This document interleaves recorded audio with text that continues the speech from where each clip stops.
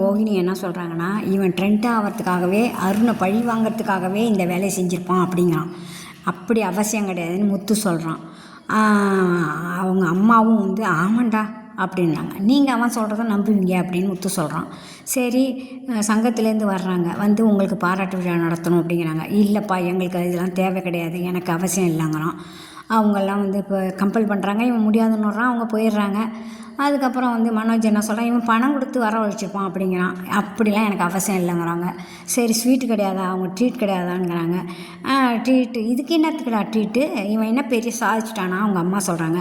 ஆமாம், அடுத்தவங்களுக்கு கெடுதல் நடக்கும்போது பிரியாணி சாப்பிட்றது தான் தப்பு, இது தப்பே கிடையாதுன்னு கரெக்டான ரூட்டில் போடுறா மாமியாரை. சூப்பரான பதிலடி இது. அடுத்தது வந்து என்ன சொல்கிறாங்கன்னா, அவள் தங்கச்சி வந்து நீங்கள் மன்னிப்பு கேட்கணும் அப்படிங்கிறா. நான் மன்னிப்பு கேட்க முடியாது, பேச மாட்டேன் அப்படிங்கிறா. நீ பேசலாம் பரவாயில்லைங்கிறா.